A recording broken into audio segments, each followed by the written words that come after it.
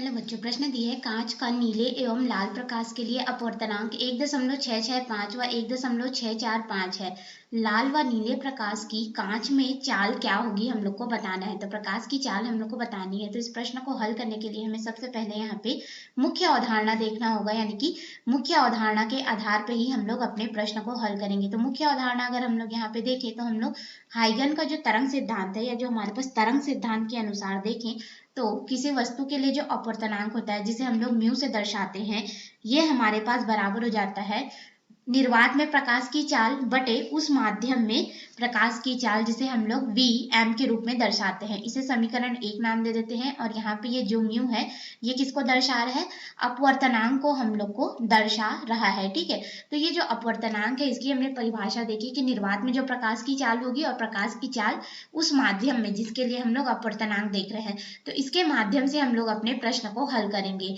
तो हम लोग अपने प्रश्न में आते हैं। प्रश्न में हमें यहाँ पे अपवर्तनांक दिया गया है किसके लिए? कांच का। लेकिन कांच का जो अपवर्तनांक है इसे हम लोग म्यू जी के रूप में अगर देखें तो ये अलग अलग प्रकाश के लिए अलग अलग है। ठीक है, तो हमारे पास यहाँ पे म्यू जी का हम लोग पहले नीले रंग के लिए देखेंगे तो ब्लू लाइट तो जी बी के रूप में दर्शा देते हैं, जो कि हमारे पास 1.665 है।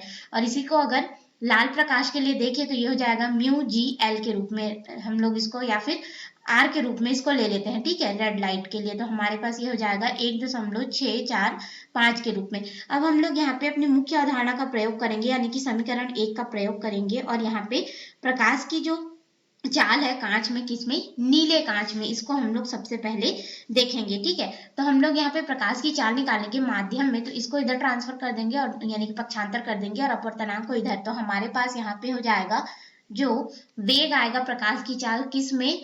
नीले रंग के प्रकाश के लिए, तो इसे हम लोग बी के रूप में दर्शा देते हैं। तो ये हो जाएगा निर्वात में प्रकाश की चाल बटे अपवर्तनांक। तो अपवर्तनांक किसका लेंगे हम लोग?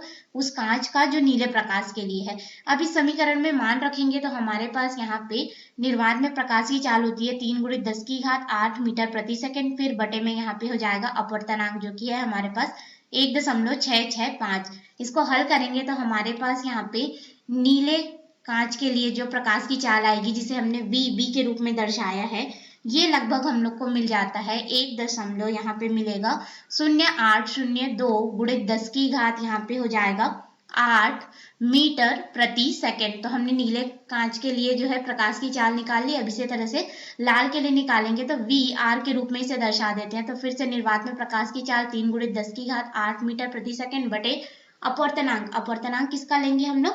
लाल प्रकाश के लिए जो कांच का अपवर्तनांक दिया गया है, जो कि हमारे पास यहाँ पे है 1.645। अब हम लोग इसको हल करेंगे तो हमें इसका जो मान है वह लगभग मिल जाता है 1.824 × 10⁻, यहाँ पे हो जाएगा 8 मीटर प्रति सेकंड। तो इस तरह से हमने अपने प्रश्न को हल किया और भिन्न भिन्न कांच का जो, यानी कि जो प्रकाश है कांच के माध्यम में, ठीक है, जिसके लिए अपवर्तनांक दिया था उसके लिए हमने यहाँ पे प्रकाश की चाल जो है ज्ञात कर ली नीले रंग के लिए, और ये हो गया लाल रंग के लिए। आपको यहाँ हल समझ में आया होगा।